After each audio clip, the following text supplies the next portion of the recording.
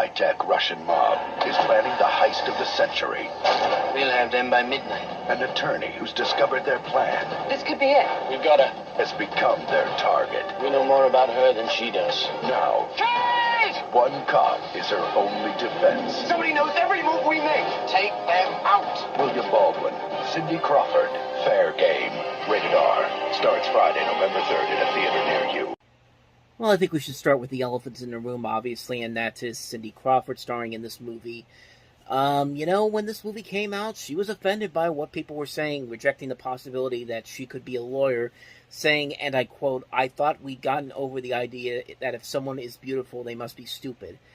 And Cindy, you could be, that wasn't the problem with you playing a lawyer in this movie. The fact was, your acting was absolutely horrible in this movie. That's the thing that everybody gets you on this one. Like, could she be a good actress? Probably with the right script, but this was definitely not it. And the fact that she's still defensive about this after so many years is just like really, you're gonna defend this movie, this film, out of all the things that you can defend? Like you're starring with William Baldwin, for God's sake. I mean, it's not that big of a deal to say that this movie sucks. I think everybody involved in this movie has said this movie sucks. This is a terrible movie. It's a terrible action film. It has no memorability to it whatsoever, and it was largely forgotten almost immediately. And it doesn't help that it's just a stupid movie. It's a stupid action film that doesn't make a whole lot of sense.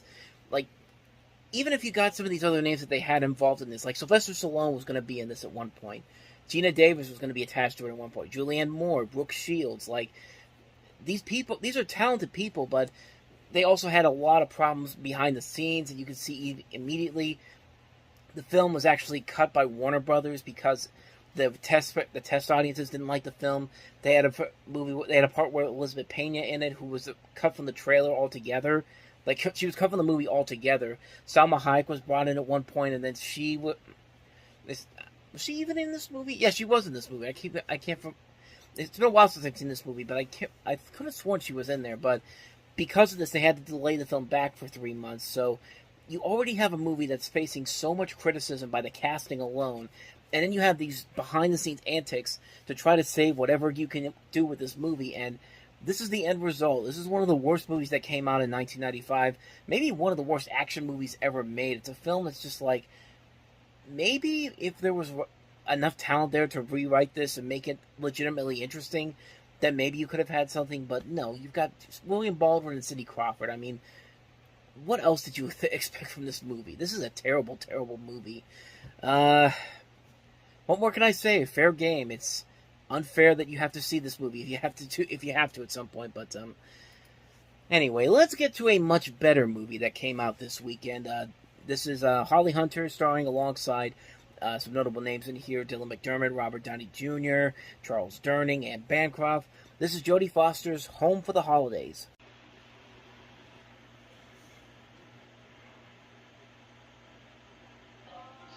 Working, studying, struggling year after year. You know how I've been working, studying, struggling year after year. No matter how hard life is. You're fired, Claudia. I have to. No matter how difficult things are. Oh, Mom, I'm gonna have sex with Tim. We talked it out like adults because we're not jerks, and we fully realize this is a major step. Safely.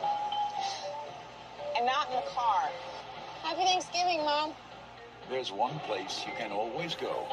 That's worse. Oh, smile, smile. Claudia Larson is going home for the holidays. And me. I can see your roots, Claudia. When you see your father's organ, he can't keep his hands off it. Dear Lord, we realize just lately everything's been changing too damn fast. And all sorts of things are always the same, even things we hated, like shoveling the turkey and stuffing the snow. This is ridiculous. Aunt Gladys waiting. We gotta go. Come on, I'm serious. You have to soak this whole tablecloth in vinegar and lemon juice now, Mother, and right away. I'll have to burn it in hell. That's a sporty necklace. You make that yourself? Fruit Loop. Paramount Pictures presents a film by Jodie Foster. When you go home, do you look around and wonder, who are these people? Where did I even come from? Here's to us. That's my car, man. What are you doing? What the? Americans. Into the house. Everyone. Before we're in the evening news. Let's go out and keep eating, okay? It'll be okay if we just stuff ourselves till we can't even think anymore. Home for the holidays. Mom, you like spot mothers together?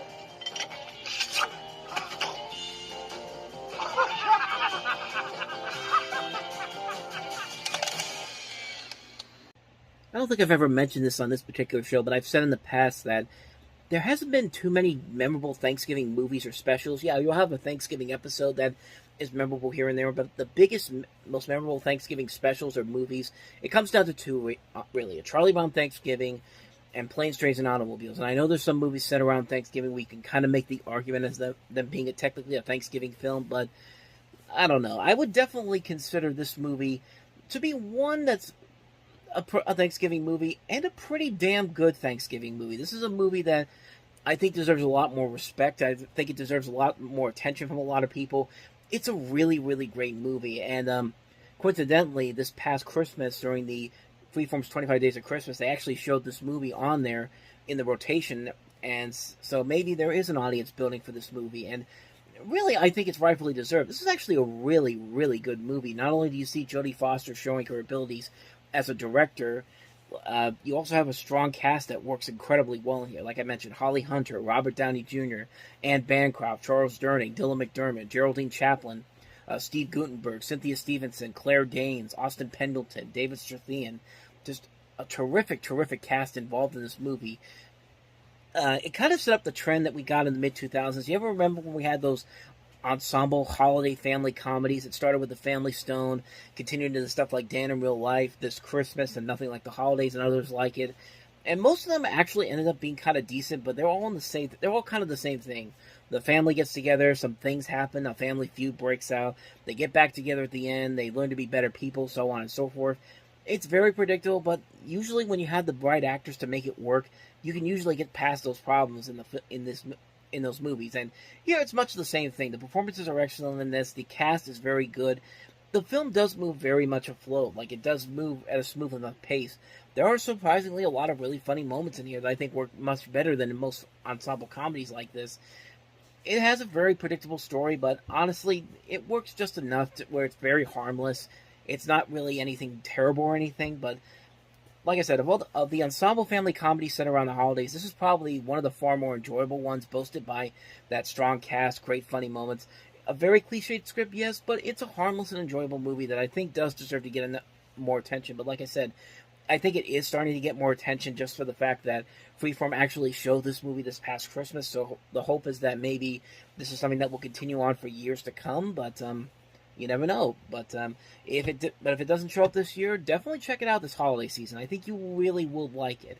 Home for the Holidays, I highly recommend it. So let's move on to the next movie, and that is Christina Ricci and Anna Chlumsky starring in Gold Diggers: The Secret of Bear Mountain. No one else knows. When everyone said it wasn't true, there is no gold. Everybody knows that it's just a myth. They believe in the legend.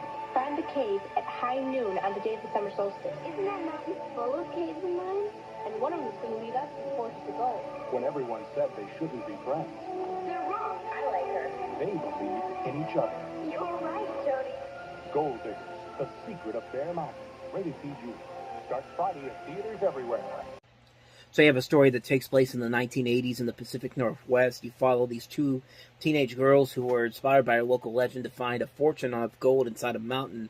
And, you got two really young, very talented actresses, Christina Ricci and Anna Chlumsky, and you would think that there would be something there. Their chemistry works pretty well as best friends, but the movie itself really does not. It kind of falls into the cliche territories that movies like this kind of fall into. The heart is in the right place. There are some good ideas to it, but you get those ridiculously cliched riddle moments. You get the plot twists that really don't make a whole lot of sense. You get these elements where everybody's trying to split these two apart because they don't think they deserve to be best friends. And it's trying its best to do something and say something, but it's just not enough to make the movie memorable. I remember this movie coming out. I watched it on a video a couple of times, and I hardly remember anything about the movie itself, so that should probably tell you something or other. But like I said, it's not a bad movie per se. It's just a largely forgettable film, and it's not because of Ricci and Klumsky. It's the fact that the story doesn't really have a whole lot there to really give it its own unique spin or really make it stand out on its own. We've seen movies that have been way too similar to this film, and I only wish it could have been a lot better, especially with the talent that they have on here. But I mean, it's not a bad movie, but it's one that I wouldn't say go out and see. Even if you're a big fan of these two actresses, it's not that great of a movie overall. But so, that's just my quick thoughts on that one. Let's move on to the next movie, and that is Leonardo DiCaprio in Total Eclipse. When I was young and golden, I thought all I needed was experience, and I could create new colors, a new god. Those poems you sent me were remarkable. I prefer your poems. What do you think of my wife? Does she understand you? No. Then the only thing she can give you is sex.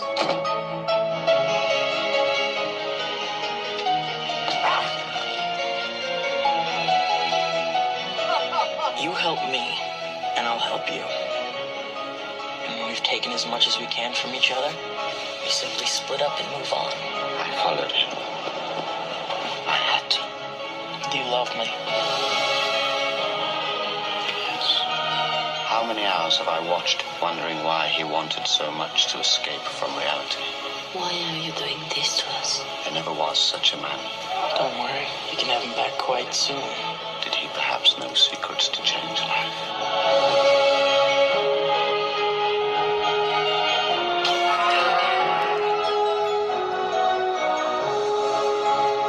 She's your wife. You love her, right? Go back to her. Let's go before it's too late. I'll kill you! There's no love in the world, and I'm in hell. I want his son. So it kind of has this feel of Amadeus in a way, and just from the plot alone, it feels like a kind of a reminiscence of Amadeus. It follows a historically accurate account of the passionate and violent relationship between 19th century French poet Arthur Rimbaud, I think I'm pronouncing that right, who's played by DiCaprio, and Paul Verlaine, played by David Thewlis, at a time of soaring creativity for both men. And maybe that was part of the reason why this movie doesn't have that much of a memorability factor to it. I think if you go on Rotten Tomatoes, it doesn't have the best reviews. It's got like a 22% on there. And like I said, it definitely has a feel of like a trying to becoming the next Amadeus, but Amadeus did this kind of a story a little bit better. I don't know for sure because I haven't seen the movie. I barely even heard of it until now, but I mean, this director has made some great films. Europa, The Secret Garden. So the possibilities are there for maybe something special, but I don't see anything. I don't truly see anything here that would make me want to see it, but maybe I'm wrong on this one. But like I said, I don't really know too much about this one. I haven't seen it, so I can't really say too much about it. So that's Total Eclipse for you. So let's move on to the next movie, and that is The Kingdom. Ingen levende ved det endnu, men porten til riget er begyndt at åbne sig på ny.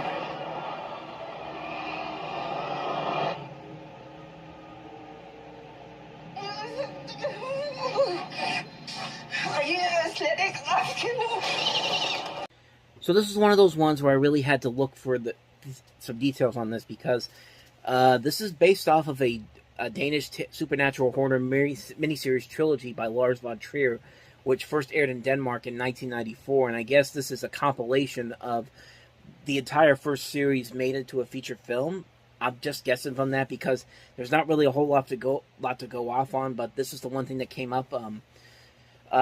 Basically what it is, it's set up in a neurosurgical ward. You follow each episode of the show takes place over a single day and following the hospital's eccentric staff and patients as they counter bizarre and sometimes supernatural phenomenon. There's some humor in there, mutant color scheme, the appearance of a chorus of dishwashers with Down syndrome. I don't know why, but they discuss in intimate details the strange occurrences in the hospital. And this is a series that was mostly inspired by Twin Peaks. You could definitely see the inspiration for that, which in itself actually inspired Stephen King's Kingdom Hospital, which was a show that aired for a season on ABC about 10 years after this original miniseries came out. And I think they did one last one recently, in September of last year, but I don't know too much more about that one because I really haven't been doing a whole lot of research on this until now. But it's a very confusing argument to make because obviously I haven't seen this, but I don't really know what exactly made it to theaters on this one. I don't even know if this is any good or not, but I guess so because they made 3 different installments of this, so maybe there's something there that I'm not seeing, but maybe there is something there, so I really don't have anything else for you on that one. So that's The Kingdom. Let's move on to the last movie that we have here, and that is Christopher Walken in A Business Affair. Bonnie Corso. Oh, don't get up. Hello, darlings. He had everything. I'm making you a rich man of letters. But he wanted more. I need to feel invincible. I'm Sicilian. If a Sicilian man doesn't have sex every day, he gets sick. He dies. He wanted the perfect writer. I'm the new kid on the block. I'm lean, I'm mean, I'm hungry, and I will kill, maim, and destroy for you. The perfect lover. It would be great. Do you really think so? Some things are worth dying for. Okay, don't go to him. I'm sorry, Alec. The perfect story. Baby, what a story. I blushed. And he found it all in one perfect place. What's that smell? She must cook. Cook something normal. Cook spaghetti. Better the wife of a great man than the mistress of some asshole. I have to get you into my life, or to get you out of it. But Bonnie Corso is about to learn one of life's most basic lessons. Publisher Scrooge writes his wife. The writer kills publisher. Alec, you're too civilized. Never mix business with pleasure. Who's naked?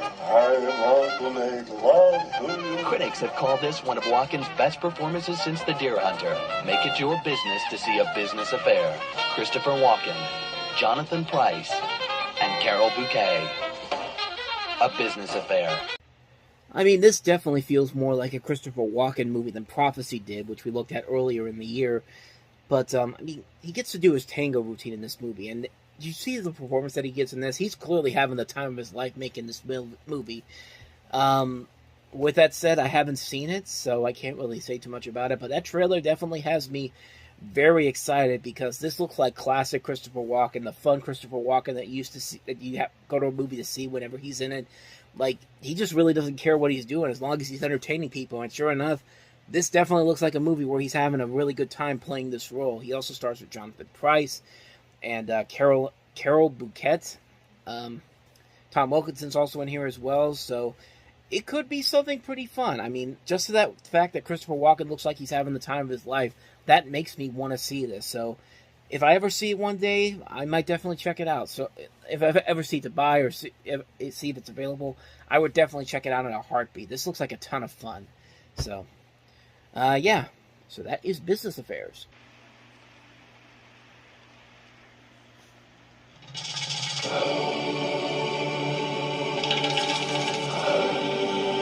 The Great Plains of Africa, the cradle of civilization, a place where there exists a balance between nature and man, so ancient, so sacred, no man would dare to disturb it.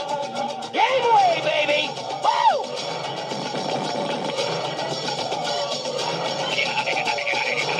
No man but Ace Ventura. Jim Carrey. Ace Ventura, when nature calls. Alrighty then.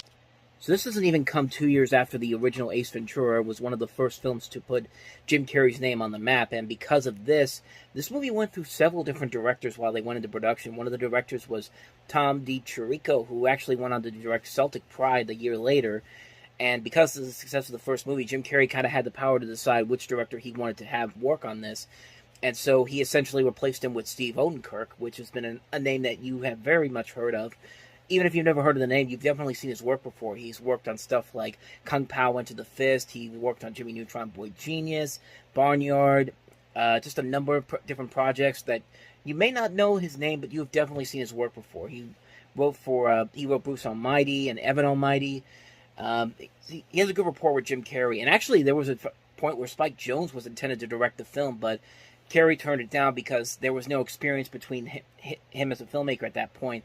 And Carrey himself even admitted that it would become one of his biggest regrets by not hiring him, which I don't know. It would have been a really, really different movie if Spike Jonze directed this movie. I mean, just my thinking on it. But, you know, Ace Ventura: Pet Detective was a big hit, and so naturally the sequel to this was a movie that everyone was really looking forward to. And sure enough, the movie actually did pretty well and actually surpassed the previous film. It became a huge hit at the box office, surpassing the predecessor. And yet, it was one of those movies that Jim Carrey basically said, I don't want to do sequels, because he vehemently denied doing sequels for the longest period of time. Like, it's the only sequels he would ever do after this point, I believe, were Kick-Ass 2 and Sonic the Hedgehog 2.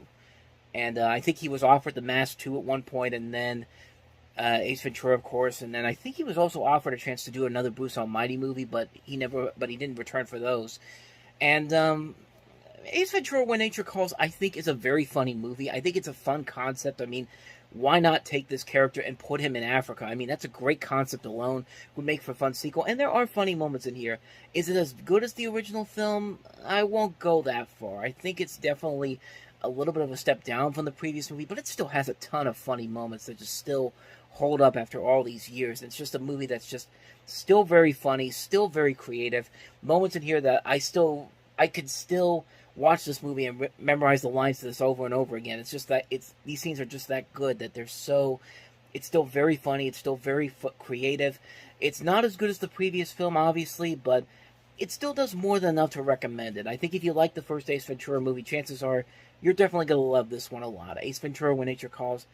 If you like the first one, you're definitely going to really enjoy this one. So, with that said, on to the next movie, and that is Carrington.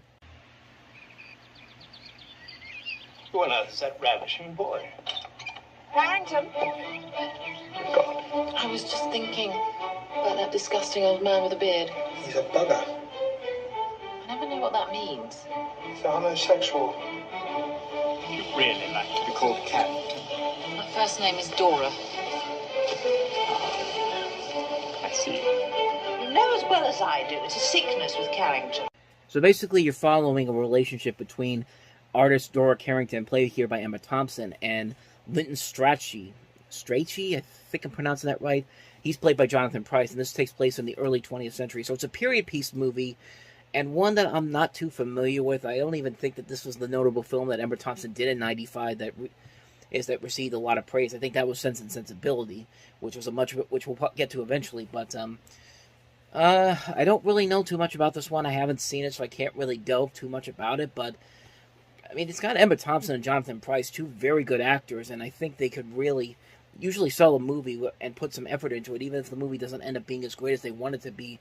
I wish I had some more for you, but really, I don't know too much about this movie. I thought this was one that I had some idea on, but I'm looking at here, I'm thinking of another movie that was nominated for an Oscar for costume design. I think this was one of them, but I don't think it ever won anything. But yeah, I'm just padding time out here. So that's Carrington. I really don't know too much about this one, nor do I do the last one. We'll get to this last one real quick, and that is Jason Patric and Tandy Newton in The Journey of August King.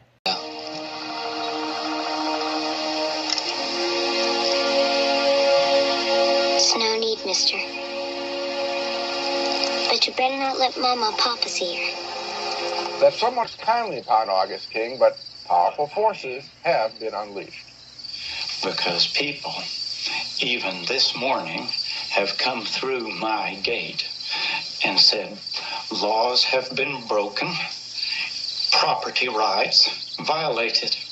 The film tiptoes around any sexual attraction that might exist between Patrick and Newton. So Jason Patric plays the title character of August King. He's a widower who's on his way home after selling his produce and purchasing the stocks and goods he will need for the coming year. And on his journey, he comes across the 17-year-old runaway slave played by Tandy Newton, and he must decide to violate the law and help her get to freedom or leave her to be hunted down and ultimately return to her master. But the drama turns into a question of whether either soul will gain freedom. And like I said, I don't really know too much about this one. I've never really seen it before, but aside from Jason Patric and Tandy Newton, you've got Larry Drake, you've got Sam Waterston, Maya Angelou narrates this movie. Some notable names in here. I don't really know too much about it to really delve into this movie overall. I don't know too much about it, so I can't really say if it's good or not. But it doesn't look too bad. I mean, but the fact that I couldn't really find a good trailer for it, and I just had to use clips from Siskel and Ebert to showcase what this movie is, that should probably tell you something about the lasting legacy that this movie had. I mean, it could be good, but I don't think it is. So, anyway, that's the journey of August King.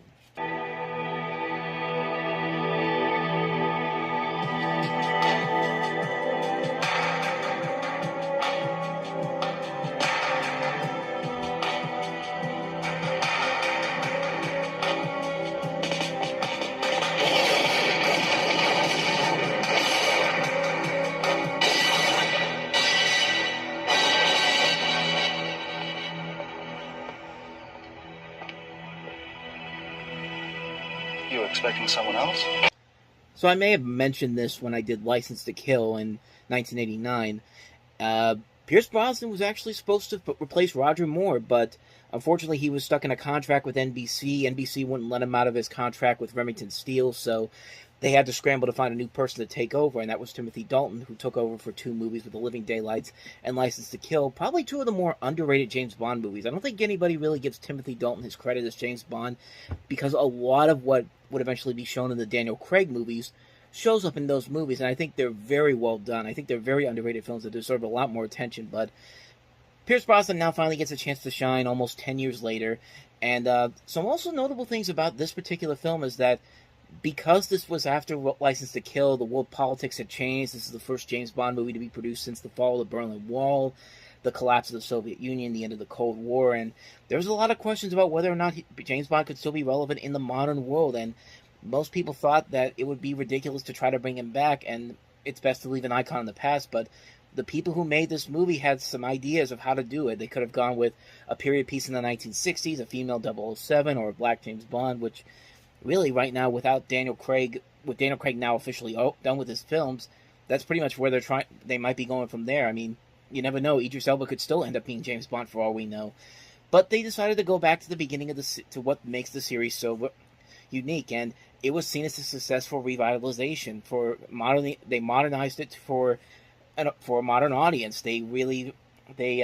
One of the innovations they did was casting a female M. The M in this is, of course, played by Judi Dench. And the new M in this quickly establishes herself as remarking that Bond is a sexist, misogynistic dinosaur and a relic of the Cold War. And it's an early indication of Bond being far less tempestuous as Timothy Dalton was in the original James Bond movies. And because of what they did, this ends up becoming one of the best Bond movies. I mean, not only does it acknowledge the sillier and cliched things about the Bond films in the past, but it also does try to do something unique and different to make the franchise work in modern times. It helps that you have a guy like Martin Campbell, who has proven that he can not only resurrect James Bond once, but twice in 2 different generations, because he would do the same thing with the next James Bond, Daniel Craig. And we'll get to that one eventually when we get to 2006, but I mean, GoldenEye pretty much showed you that Pierce Brosnan was always the perfect choice to play James Bond. He just nails it so perfectly. He's got the feel of the character down. He also shows the humorous side, but also in those he should have in this situation he gets himself into. But he can also play it straight. He can also play it in a serious role. And not only that, you got a great story. It kind of is the equivalent to Patriot Games because, of course, you have Sean Bean in here, and it kind of has that similar concept to it. Maybe it's just because he was the villain in that film as well, but the action overall is pretty damn good. The song by Tina Turner in the beginning is great. The supporting cast is terrific. It's just a great film. And I can't bring up GoldenEye without bringing up the GoldenEye video game. Even though I didn't have the Nintendo 64, I had friends that had the N64. And we had a good time playing that one. And needless to say, that's one of the best movie adaptations of a video game ever.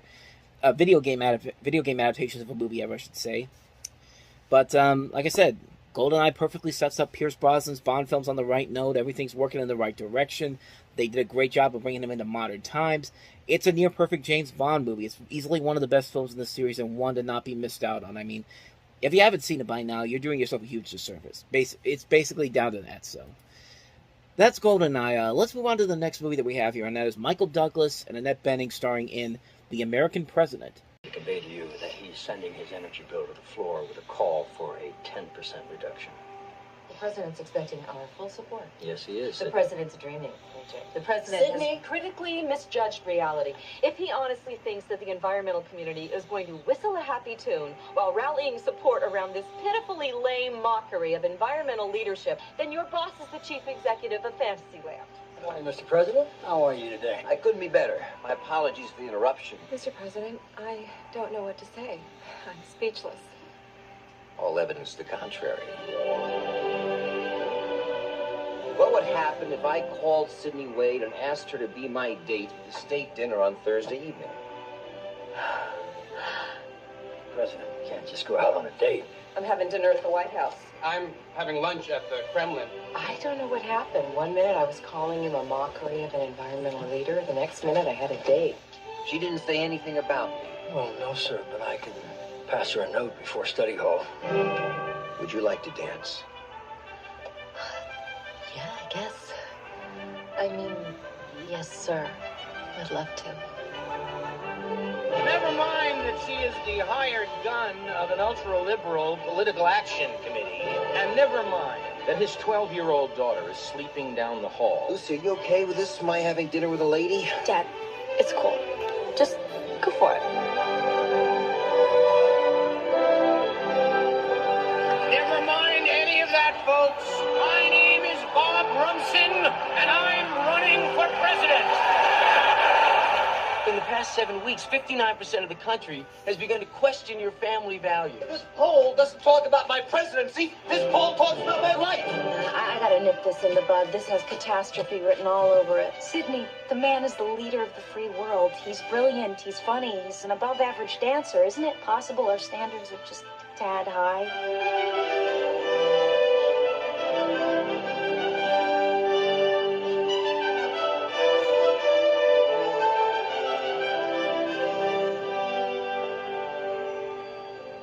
Do you think there'll ever be a time when you can stand in a room with me and not think of me as the president?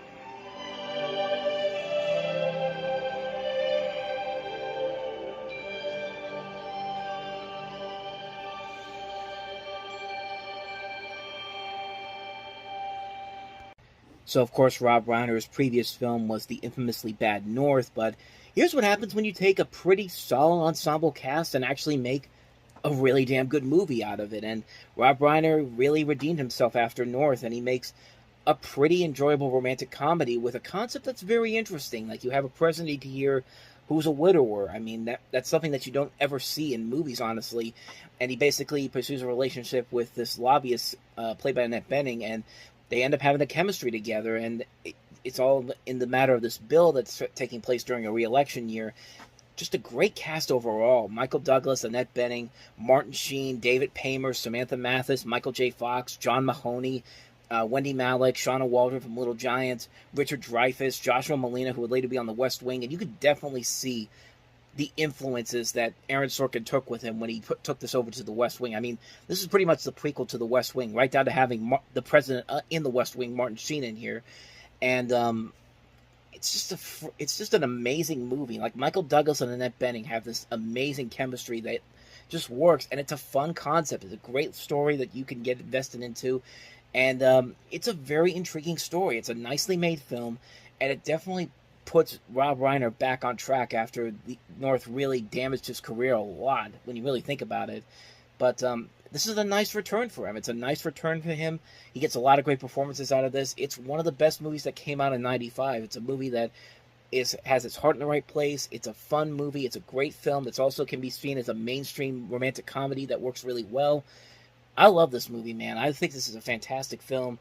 That's The American President. So let's move on to the next movie that we have here, and that is the Olsen twins in their feature film debut, It Takes Two, with Kirstie Alley and Steve Guttenberg. Cookie, muffin, but I'll marry girls like me. She's met the perfect guy. Now, you should look like a real jerk on a horse. Oh, he's fallen for the perfect girl. You really should put some iodine on your butt. Cut. Now, two identical strangers Let's get this show on the road! must stop him from marrying the wrong woman. Yes! Kirstie Alley, Steve Guttenberg, the Olsen twins, Mary-Kate and Ashley. It Takes Two. Rated PG. Starts Friday, November 17th at a theater near you. It's just Warner Brothers' equivalent to The Parent Trap. I mean, it really is just The Parent Trap, except replace Haley Mills with the Olsen twins. And it's not a very good movie, honestly. Like, especially when you consider that 3 years later, Disney would actually make a really good Parent Trap remake with Lindsay Lohan in dual roles. But we'll get to that eventually. But honestly, this is a movie that obviously did a whole lot better on video, because that's where Mary-Kate and Ashley Olsen really had their empire after Full House had ended. Full House had just ended the spring before, and they had already been successful in the video market. And you could make the argument that Warner Brothers was testing to see whether or not these two could actually make it as featured movie stars. But like I said, the video series that they had was much more successful than the movie career that they had. I mean, it's not a bad idea to try to do this, but again, it's just the Parent Trap. Except you don't have to use special computer technology to put one person in another role. You have two twins who are the same people in the same role. I mean, it's just the Parent Trap all over again, and not a very good version. I mean, some people may say it's also kind of similar to The Prince and the Pauper too, but come on, it's the Parent Trap. I mean, it's literally the Parent Trap in this specific case. And I won't say it's a bad movie because Mary-Kate and Ashley Olsen are trying, as are Kirstie Alley and Steve Guttenberg, but the chemistry just isn't there, and you don't really like any of these people, honestly. They're just kind of obnoxious for the sake of obnoxiousness, and this director has done a lot of great movies later on in his career. I mean, he did Fools Rush In, which is a very underrated comedy. Sweet Home Alabama is a fun little romantic comedy, so was Hitch. But then again, after that, his career kind of tailed off a little bit with Fools Gold and the Bounty Hunter, so maybe he's not as great as I gave him credit for, But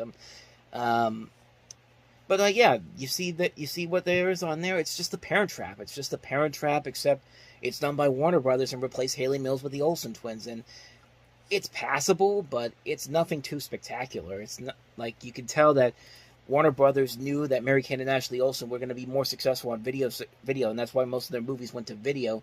And then the one other time they tried to get a big screen movie out of them was New York Minute, and that, of course, failed miserably. But we'll get to that in about, 9 years from now when we get to 2004. But anyway, that's It Takes Two. So let's move on to the last movie that we have here, and that is Jack Nicholson starring in Sean Penn's directorial effort, The Crossing Guard. He's traced the route. There's something you should know. He's counted the days. Really great news.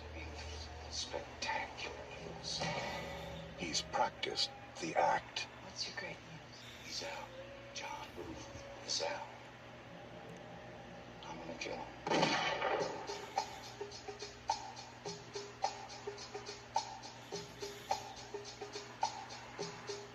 Now, 6 years later, one man cannot forget. Your guilt is a little too much competition for me. And the other cannot forgive. I'm gonna give you 3 days. He threatened to kill me last night. Was he serious? Looked around the marriages people have. We had a good one, didn't we? It was a wonderful time. So there's 3 driving past the elementary school. There's the crosswalk. Crossing guard is John Booth.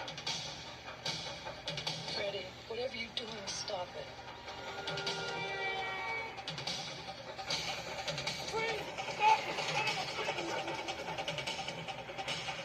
She is dead. She's not coming back no matter what you do. You want me to kill John Booth? That's my job in life. And your job is to go on as though nothing happened.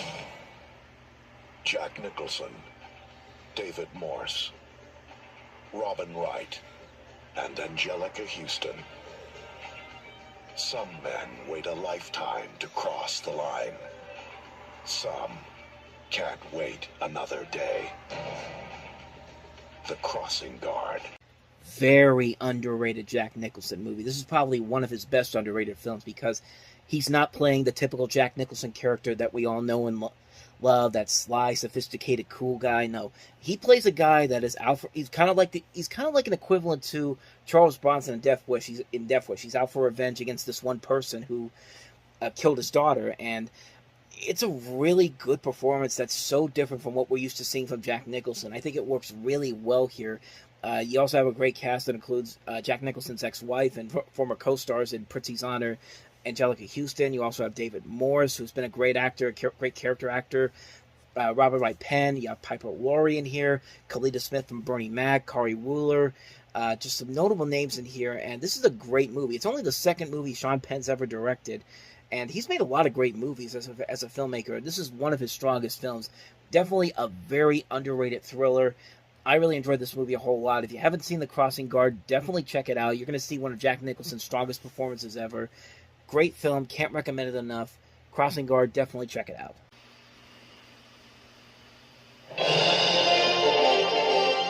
Sergeant? Yes, sir. Establish a recon post downstairs. Code Red, repeat. We are at Code Red. Recon Plan Charlie. Execute. Move, move, move, move, move. It's a big one. Walt Disney Pictures presents a totally new animated motion picture event. Star Command, come in. Do you read me? The story of two toys. Oh, there seems to be no sign of intelligent life anywhere. Hello? Oh, yeah. Headed for a showdown. My name is Woody. This is my spot. I am Buzz Lightyear. I come in peace. You are a child's plaything. You are a sad, strange little man. And playing by their own rules. Draw. Me again. I don't like confrontations. Buzz, look at alien. Where? You're mocking me, aren't you? Oh, impressive wingspan. Very good. Oh, what? You can't fly. Yes, I can. Can't. Can. This holiday season, the adventure takes off when toys come to life. To infinity and beyond. Toy Story. Look out!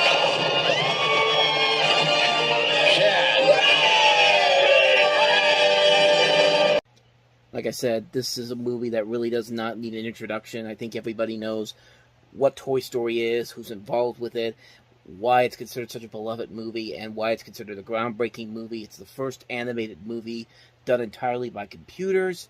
It's a film that still holds up to this very day. It was a game changer for what we'd eventually come to as, over 30 years later, we're still getting a ton of these animated movies, these computer animated movies that have just evolved way beyond what the original Toy Story was able to accomplish back then and what was considered so groundbreaking at the time. You look at Toy Story nowadays and you look at the films that we've had now in computer animation form, there's a notable difference, but there is kind of a charm to what the original Toy Story was. It was a movie that was very much it was uncharted territory. Yeah, you could tell that some of the animation is very clunky at times. The humans are clearly not in the best way that we've seen in animated films since then, but like I said, it was uncharted territory. It was something that was so groundbreaking, so unusual, so unique. It makes it stand out on its own. It's amazing how this movie just went through so much production problems behind the scenes to get this just right. I mean, I remember watching the documentary on this, and there was an entirely different Toy Story movie that they made where Woody was a straight-up asshole. I mean, that was pretty much what the concept was. Woody was just a straight-up asshole. Buzz was seen as kind of the hero, but they had to throw half of the movie away because of the fact that test audiences didn't really like it, the studio didn't really like it, so they had to rewrite the film all over again. It went through all this crazy production hullabaloo, and it was done less than a year before the movie actually came out. And a lot of these Pixar movies in the early ages really went through that type of thing, but the results speak for themselves. I mean, Toy Story went on to become a phenomenon. It's become a franchise with 4 movies plus a spin-off and another movie on the way. What more do you really need to say about it? It just shows you that you can make great movies with computer animation, and a good majority of it still holds up to this very day. The story is very pedestrian. It's a story we've seen done over and over again. It's your typical buddy comedy storyline, but they take advantages to make it work and give it a new edge to it that wasn't there before. I mean, it helps that you have Tom Hanks and Tim Allen working off each other so well as Woody and Buzz Lightyear. You got a great cast, and it also includes Don Rickles, Wallace Shawn, John Ratzenberger, Jim Varney, Andy Potts, Arlie Ermey, Laurie Metcalf. I mean, really, there's not much more you could say about this movie that hasn't already been said. Toy Story is just it's a beloved movie, great animation, great cast, a fun story, great characters. It's just a movie that really began what we've come to know from CG animated films today. Like the progression that we've made from that movie to where we are now it's amazing, and it just goes to show you that Pixar really was a game changer and had a good stretch of really solid movies going, starting with this film. And yeah, like I said, not much more I need to say about this one. Toy Story is just a classic film, period. Let's move on to another movie that's not such a classic film. Woody Harrelson and Wesley Snipes reuniting for the first time since White Man Can't Jump, and that film is, of course, Money Train. Wesley Snipes on Woody Harrelson. He's a little rebellious. I ain't gonna hit it. Why not? Because I'm gonna hit it. Woody Harrelson on Wesley Snipes. We don't agree on a thing. You gonna blame this on me too? Oh, this is definitely your fault. There's no telling what you're gonna get in this picture. But I bitch you. This Thanksgiving, What the hell are we gonna do? Go faster. get on board. The funniest thrill ride of the holiday season. Money Train, rated R, at theaters Wednesday. Yeah, I think people realize that Woody Harrelson and Wesley Snipes, they worked together in White Man Can't Jump so well because that was a script that was perfectly tailored for them. Trying to turn them into the next Nick Nolte and Eddie Murphy, another 48 Hours, or even in this year we had Bad Boys, was not the way to go with it. I mean, they could have made this work if there was a better script to work with, but this is just a movie that just doesn't work on any level at all. Like, it's trying to way too hard to be a new action comedy, and it doesn't really work because the script just isn't there. The writing is not very good. The direction is not very good either. This is directed by the same man that did Sleeping with the Enemy, The Good Son, and it just doesn't work here. It just doesn't work because the material given to them just doesn't work, and the connection doesn't work as strongly, and the jokes don't work as well. These guys clearly are not... They could make this possibly work, again, with a better script, but it just doesn't work here. It's not really all that clever. It's not really all that interesting of a movie.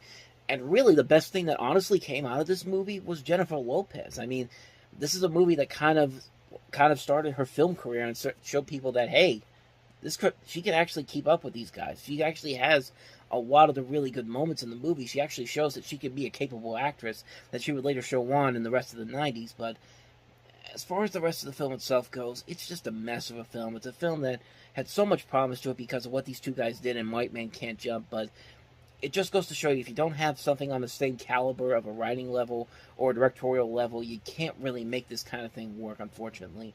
It's just a movie that just had so much potential, and it just didn't live up to it. It's a shame, because these guys were great in White Man Can't Jump, but here, not so much. So, that's Money Train. Let's move on to the next movie, and that is Martin Scorsese's Casino. Handicapper. I had it down so good that I ran one of the biggest casinos in Las Vegas for 10 years. They had it all. They ran the show. And it was paradise while it lasted. Robert De Niro, Sharon Stone, Joe Pesci, a Martin Scorsese picture. You realize what you can do? You can get us all killed? Casino, rated R. Starts Wednesday at theaters everywhere. Robert De Niro, Joe Pesci, Scorsese. You got Nick Pileggi again writing the script after these guys worked on Goodfellas together. A lot of high expectations for this movie, and for the most part, it did deliver. It's a strongly made film. It's a very long film, but it's a really good movie. Robert De Niro is very good in here, so is Joe Pesci. I mean, Sharon Stone really stole the movie. She had maybe the best performance in the film. It got her an Academy Award nomination for Best Actress, rightfully deserved. And it's a really enjoyable film. It's a very solid film, over 3 hours long, but your attention keeps your attention going throughout the course of the movie. Is it as good as Goodfellas? I won't go that far. Goodfellas, I think, is the strongest film that these guys have worked on, and it's just a film. It's one of Scorsese's best movies for a number of reasons, but this is still a very good film. Kind of an underrated film from Scorsese, because I don't think it gets as much of attention as the other movies that Scorsese and De Niro have worked on. I mean, Taxi Driver, Raging Bull, this Goodfellas, just Cape Fear. Those are so much better movies, and while this one doesn't live up to the same caliber, it's still a pretty damn good movie. It's still a very quotable film, visually pleasing to look at, well written, just an amazing, amazing film, a very enjoyable film indeed. I really enjoyed it a lot. I won't go as far as to say it's overrated. I take that back. I think it is beloved by Scorsese people, but I think they can say that this is not up to the same levels as some of the best works that these two guys have done. I mean, this is still a really good movie overall, and I can't recommend it enough. Casino, if you haven't seen it already, check it out. Especially if you like seeing what De Niro and Scorsese can do together. So, Let's move on to the next movie, I should say. We're not even done yet, but the next movie that we have here, and that is Johnny Depp starring in the action thriller Nick of Time. For your daughter, 24 hours from now. You listening, Mr. Watson? Danger unfolds. My daughter's been kidnapped. Something's gonna happen if I don't kill the governor. Time to waste the suspense builds. Gonna be a hero, Daddy. The real terror begins. I don't think we should go through with this. Wednesday, November 22nd. I've been watching. What are you gonna do? Johnny Depp. I'm gonna do whatever I have to. Nick of Time. Rated R. Tomorrow at theaters everywhere.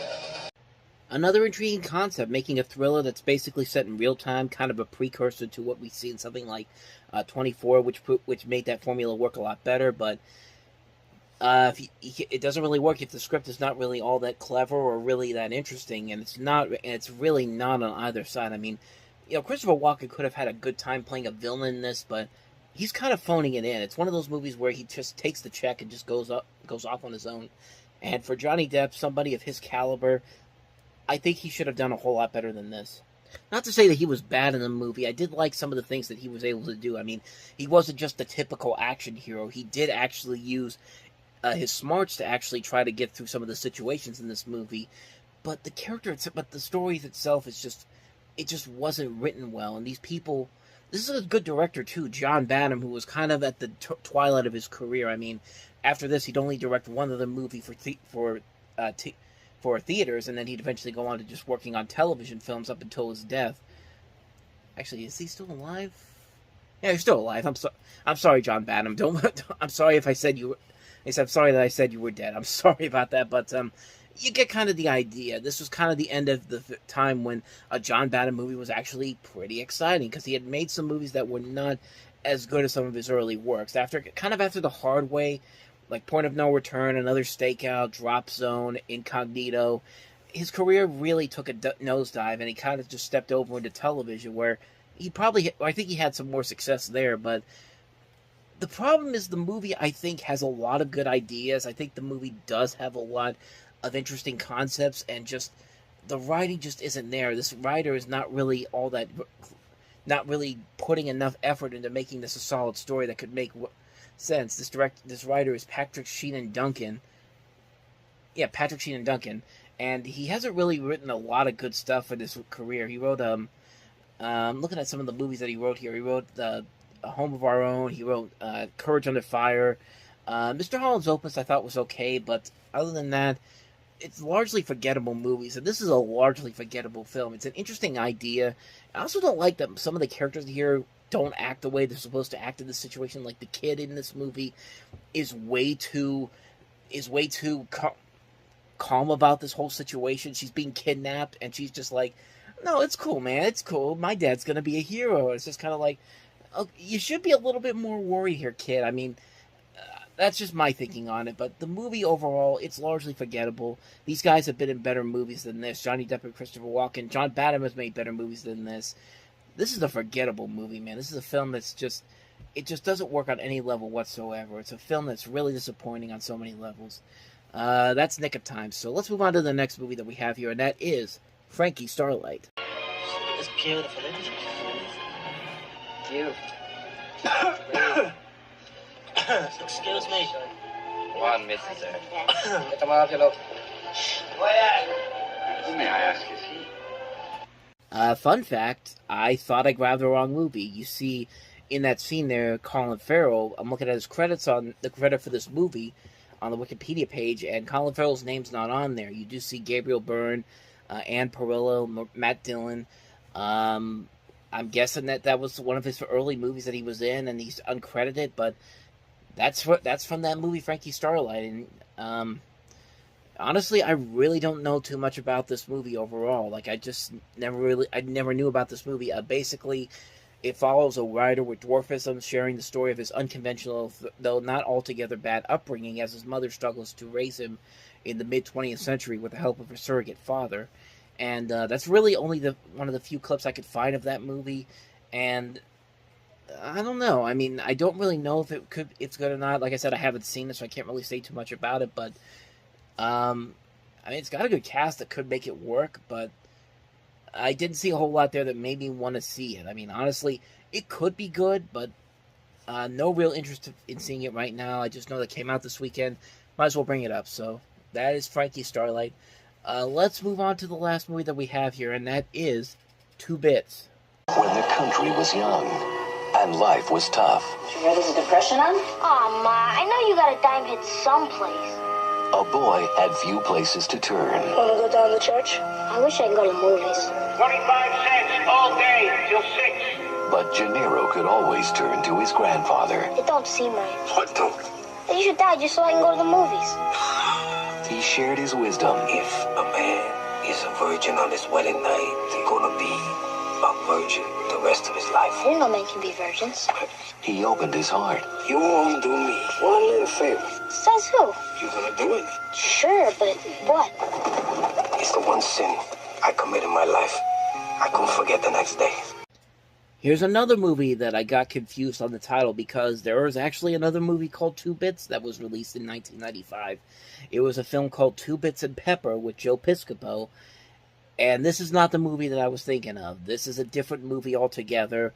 This is a movie that is directed by James Foley, who'd done Glengarry Glen Ross, and this is stars, you see Mary Elizabeth Mastrantonio and Al Pacino, basically taking place in 1933 in South Philadelphia, where a 12-year-old kid lives with his widowed mother and his ailing grandfather, the grandfather played by Al Pacino. He sits outside holding tight to his last quarter. He has promised the quarter to Gennaro so that the boy can buy a ticket to a plush new movie theater, but Grandpa is not ready to pass on the quarter or pass on to his final reward. He has some unfinished business with a woman from his past, and he enlists his son, this kid, to act as his emissary.